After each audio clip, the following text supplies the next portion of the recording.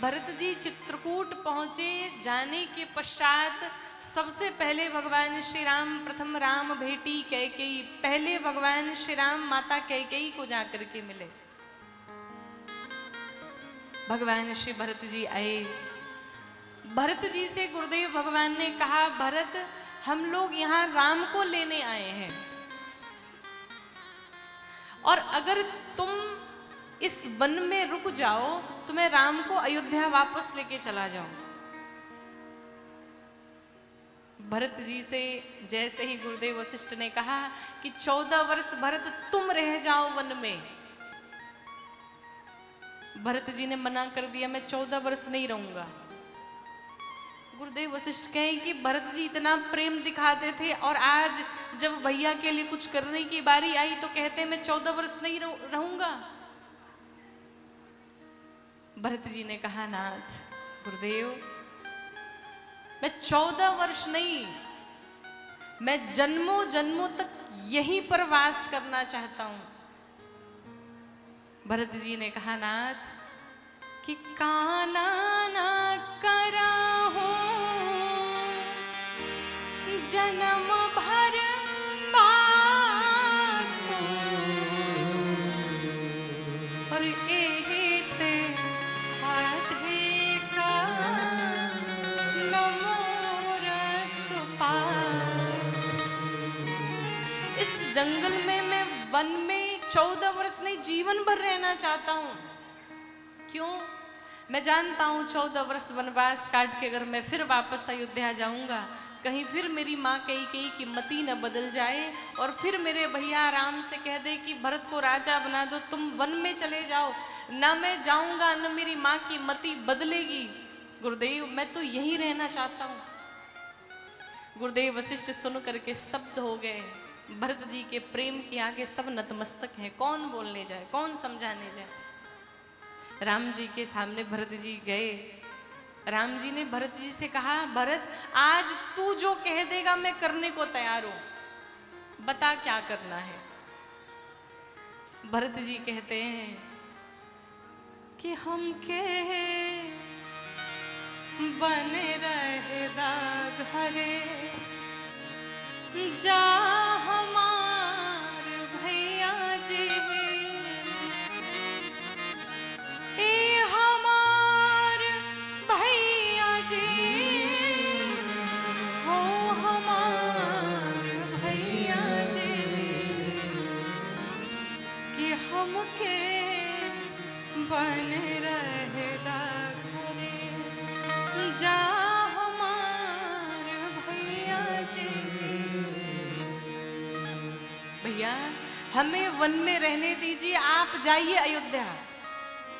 राम जी ने कहा, ये नहीं होगा, दूसरा कुछ कहो। भरत जी ने कहा, अगर पहला नहीं मानेंगे तो दूसरा मान लीजिए। दूसरा क्या है? शत्रुहान संग वन में राहब हरदम, शत्रुहान संग वन में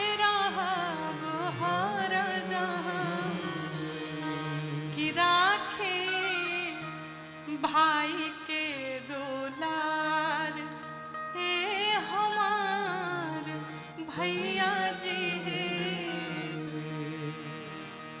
एक काम करते हैं, हम और शत्रुघ्न वन में रह जाते हैं, और आप और लक्ष्मण अयोध्या वापस चले जाइए। राम जी ने कहा, यह भी नहीं होगा। तो भरत जी ने अंत में हाथ जोड़ लिया और रघुनाथ जी से कहा, नाथ नाही मन बाए नाथ, ता हमरो के राखसा, नाही मन बाए नाथ, ता हमरो के राखसा। जैसे 3 वैसे 4, हे हमार भैया जी, हमके बन रहदा। नाथ जिस प्रकार से इस वन में 3 रह रहे उस प्रकार इस चौथे को भी रख लीजिए। राम जी ने कहा नहीं होगा। भरत एक काम करते हैं ना, बंटवारा कर लेते हैं। जैसे भरत जी ने सुना भैया आप हमारे साथ बंटवारा करेंगे, क्या कह रहे हैं आप? भगवान श्री राम ने कहा पगले, बंटवारा किस बात का? बंटवारा संपत्ति का नहीं, बंटवारा विपत्ति का करेंगे। बांट ही विपत्ति सब ही मोहि भाई। अयोध्या में विपत्ति आई है, तुम दोनों भाई मिलकर के अयोध्या संभाल लो, हम दोनों भाई मिलकर के जंगल संभाल लेते हैं। ये 14 वर्ष कब बीत जाएगा पता भी नहीं चलेगा। भरत जी नतमस्तक हो गए। भरत जी ने कहा प्रभु आपके अभिषेक की सामग्री लाए हैं, क्या करें? भगवान ने कहा अत्रि मुनि से पूछो, वो जहां कहें उसे डाल दो। एक कूप में ले जाकर के उस राज्याभिषेक की सामग्री को डाल दिया, जिसे भरत कूप कहते हैं। चित्रकूट धाम में जाइए तो भरत कूप का दर्शन करिए। भरत जी ने कहा नाथ ऐसे नहीं जाऊंगा, कुछ निशानी दीजिए।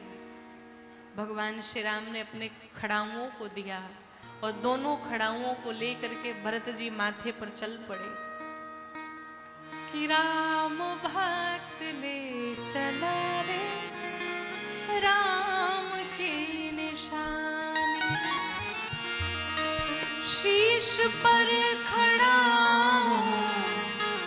अखियों में पानी, राम भक्त ले चला रे राम की निशानी,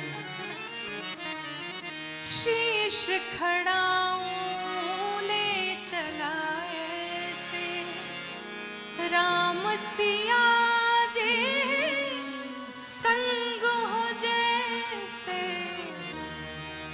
अब इनके चरणों में रहेगी राजधानी, राम भक्त ले चला रे राम की निशानी। भरत जी माथे पर खड़ाओं को लेके चल पड़े। श्रीधाम अयोध्या जी में जाकर के सिंहासन पर विराजमान कर दिया। उन खड़ाओं से ही पूछ पूछ करके और भरत जी हर व्यवहार करते हैं। भरत जी ने सोचा राम जी मेरे स्वामी हैं, वन में रहते हैं, तो मुझे भी इस राजमहल में नहीं रहना चाहिए। भरत जी अयोध्या में दिन भर कार्य करते और फिर रात्रि में अयोध्या छोड़ के नंदीग्राम में जाके वास करते। भरत जी ने सोचा मेरे राम जी स्वामी है। भरत जी विचार करते हैं कि राम जी भूमि पर शयन करते हैं, सेवक को सदैव स्वामी से नीचे सोना चाहिए, नीचे रहना चाहिए। तो भरत जी नंदीग्राम में गड्ढा खुदवा करके उस गड्ढे में रहते हैं।